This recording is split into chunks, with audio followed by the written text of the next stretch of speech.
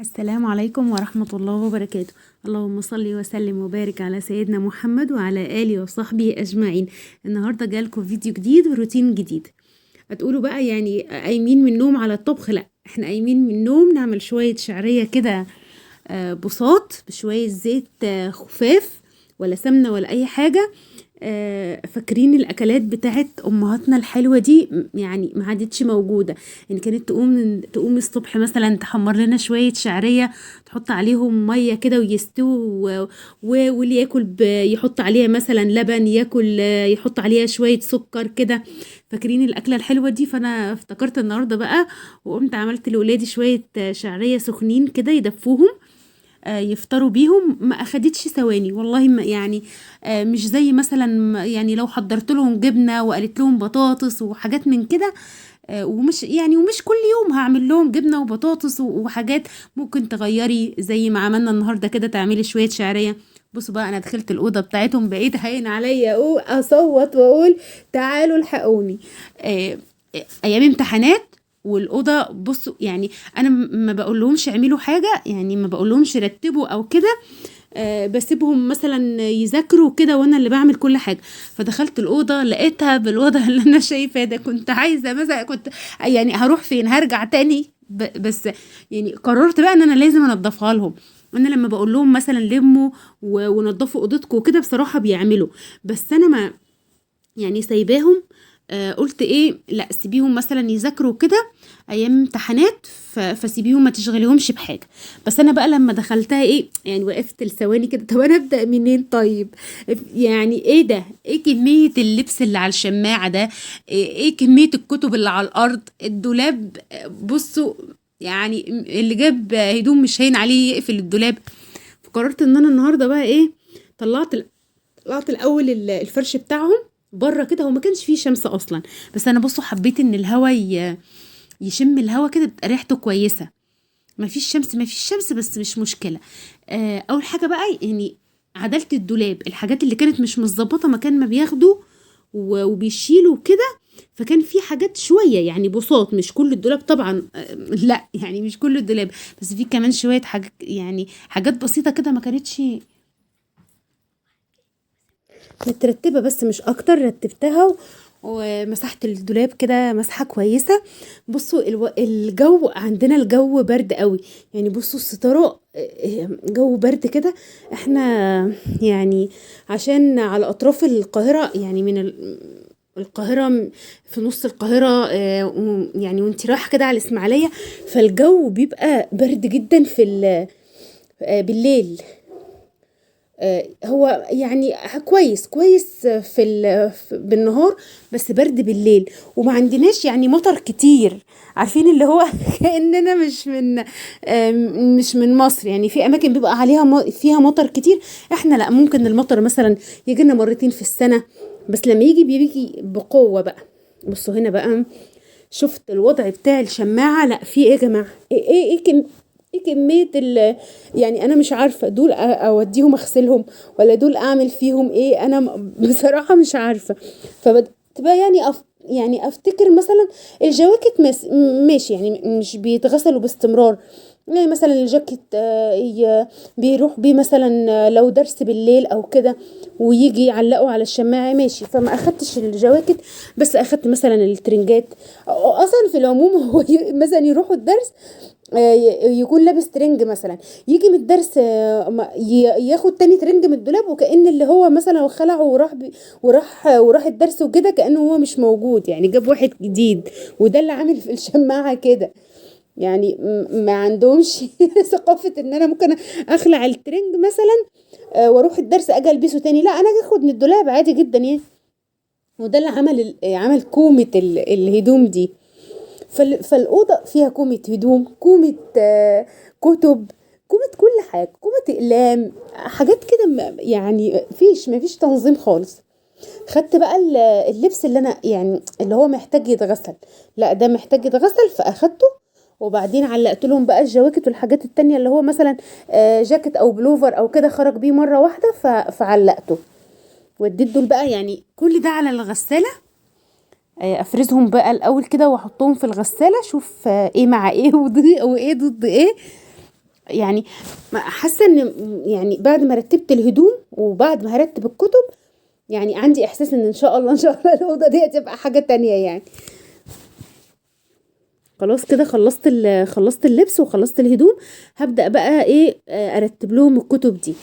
زي ما انتوا شايفين كده، على الارض تلاقي، على الكراسي تلاقي، وشنط بقى، شنط بيروحوا بيها الدرس كده. والله الشنط دي كانت تحت بس انا اللي طلعتها يعني. كانت تحت في مدخل، اول ما تفتح الباب كده تلاقيها مرمية على طول. بس انا يعني طلعتهم، قلت خليهم بقى في مكان واحد، كل حاجتهم في اوضتهم في مكان واحد. فطلعتهم وانا طالعه بصراحه يعني. جيت بقى هنا ايه، انظم لهم الكتب، اكياس. يعني كيس ما تفهميش هو فيه ايه اصلا. يعني خلاص يعني بدأت ايه، احط كتب كل واحد لوحده. الصندوق بتاع اللي احنا حاطين فيه المقالم والاقلام ده كان كله لخبطيطه. حتى الاسلاك كلها راحت في بعضها. فكان وضع يعني سيء للغايه. عماله افتح انا في ورق، يعني ايه الورق ده جاي، كميه الورق ده منين؟ ففتح ملوش لازمه، ده ورق مثلا امتحنوه في العملي خلاص هنرميه. ده ورق مثلا كنت بفهم حد فيه مسألة فخلاص. فبدأت امشي كده. بصوا هنا بقى، برضو كتب تحت بصوا يعني بصوا رفوفة الكتب فين، طب بصوا الكتب فين، طب ايه يعني مثلا لما لما واحد يعني يذاكر في الكتاب ويحطه مكانه، لا هو يذاكر يحطه تحت ال تحت الرف بتاعه. بدأت بقى ايه يعني ارتب كل الحاجات اللي كانت حاصله لي.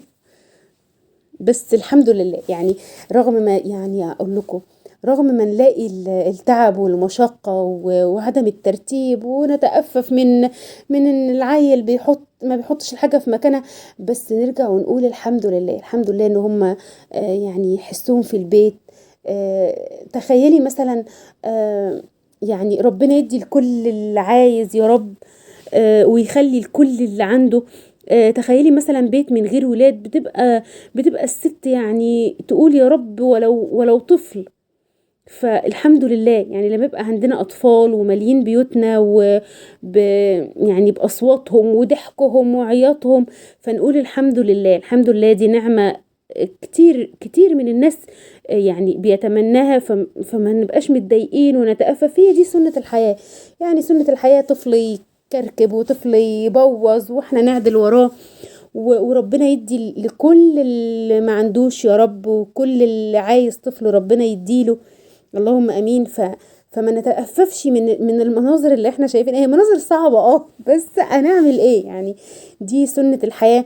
ولما نعود برضو ولادنا ان هم يعملوا معانا، هم بيعملوا. بس انا زي ما قلت لكم ايه، ما حبيتش يعني سبتهم بقى، ما حبيتش اضغط عليهم في المذاكرة. على فكرة كل اللي انا برميه ده مش هرميه يعني، لا دي كراسة مثلا قعدنا نحل فيها مسائل، وانا فتحتها لقيت ما عادش فيها ورق. كراسة قديمة ما عادش فيها ورق، فخلاص يعني خلاص يا جماعة، انتوا حاطينها هنا ليه؟ فبدأت اعمل كده يعني، كل حاجات ملهاش لازمة جنبي الباسكت، احذف في الباسكت. بدأت هنا برضو الاقلام، بصوا كمية الاقلام اللي بره دي، وانا حاطه لهم يعني، عامله لهم مقلمه مثلا للرصاص، مقلمه للجاف، واقول لهم حطوا فيها. مفيش. مصاحف طبعا اللي بيحفظوا فيها القرآن في كل مكان. حتى ده المصاحف يعني، انا داخله اوضه بتاعتي لقيت في مصحف على التسريحه، ومصحف كمان على الكابوتونيه اللي قدام السرير. فاللي هو يعني بيخلص حفظ مثلا يحطه منين ما يحطه. هنا بقى يعني لميت كل حاجه على التسريحه كده، نظفتها. بصوا الدنيا بدأت تتضح كده. حط لهم وشاش السرير دي كابتونيه، فحط لهم دول كده، الفرش اللي انا فرشاه عليه ده. عشان بصوا وهم قاعدين، زي ما قلت لكم البرد بيبقى بالليل، فهم قاعدين راسه مثلا، احافظ له عليه لحد ما يكبر شويه ويعرف يحافظ عليه. راسه مثلا ما تتعلمش في السرير، فتبقى حته مثلا باهته وحته لا، لغايه ما يكبر ويقعد باستمرار مثلا على مكتبه او كده. فانا بحافظ له على السرير مش اكتر يعني. خلاص كده بصوا الدنيا وضحت جدا. مسحت لهم المكتب بعد ما شلت عليه بعد يعني ما شلت عليه كل الحاجات اللي كانت عليه، مسحته مسحة حلوة كده. نفضت لهم السراير، ما كنتش محتاجه بصراحه اشيل الفرشه بتاعتهم. انا يعني لسه شايلاها يعني قريب جدا. بس خلاص الدنيا اتضحت، الدنيا نضفت. اول ما دخلت الاوضه كنت يعني ايه ده، كنت عايزه اصوت. بس بعد ما خلاص قررت ان انا هدخل واعمل واظبط لهم الدنيا، خلاص الدنيا بقت احسن يعني ومترتبه اكتر. باقي لي بس يعني ايه، مش هشيل بقى، يعني الجو برد، مش حمل مسح الارض ولا ميه ولا كده. انا هجيب المكنسه وادور على الارض زي ما هي كده بسجادها ب... بالسيراميك بتاعها بكل حاجه، هدور بس عليها بالمكنسه كده تشفط لي اي حاجه. عايزه اقول لكم بقى صوت المكنسه وبصوا يعني وهي طول ما هي ماشيه كده وتشفط تك تك تك، ما اعرفش هو ايه اللي بتجيبه من على الارض، انا مش عارفه. المهم تسمعي الصوت. طب حاجه مهمه المكنسه شفطتها مش عارفه، بس هو يعني طول ما انتي ماشيه تك تك تك تك، قلت يلا بقى ايه زي ما تيجي تيجي. بعد ما نظمت لهم برضو الارفف بتاعتهم دي مسحت الباب. بصوا بخيت على الفوطه اللي معايا دي، بخيت عليها شويه كحول، وبدات امسح لهم الباب والمقابض بالكحول برضو عشان يبقوا يعني مطهرين وكده. والستانلس اللي في الباب ده بصوا يعني بيبقى يعني اقل حاجه فيه بتتعلم. فحبيت ان انا امسحه لهم مسحه كويسه كده، بقى خلاص بيبرق احسن من الاول بكتير بكتير. خلاص كده الدنيا تمام التمام.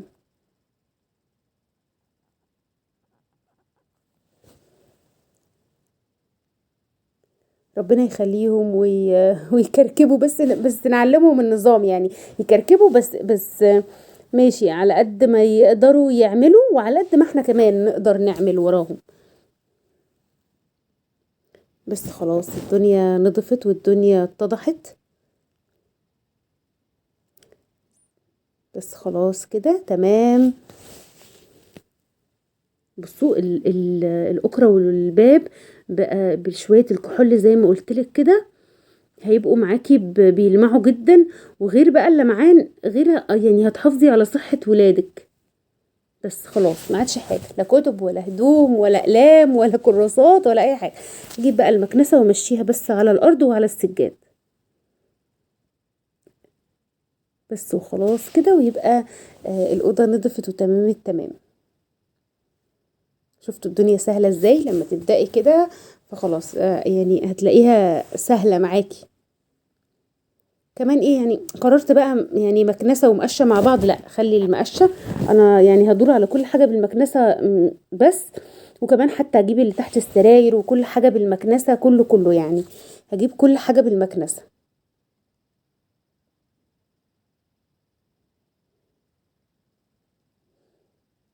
الدنيا نضفت ما شاء الله.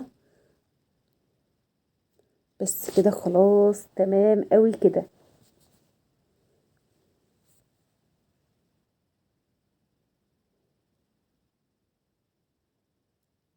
خلاص اخدت بقى الجنب ده.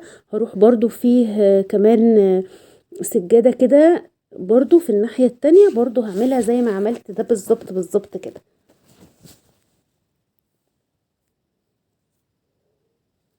جبت بقى كنت حاطه في اوضتهم الدفايه ومغطياها، يعني في ايام البرد بقى بنستخدمها، لكن اليومين دول لا مش محتاجين دفايه.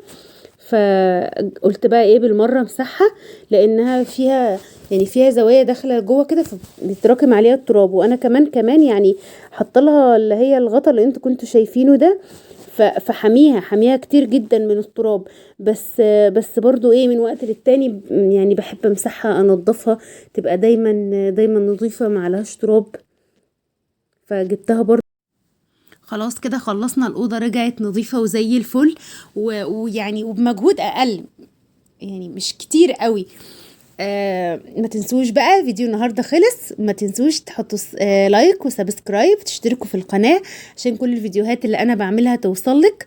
وعائلتنا تكبر ونبقى أكبر وأكبر. واستنوني في فيديوهات تانية إن شاء الله. أشوفكم على خير، مع السلامة.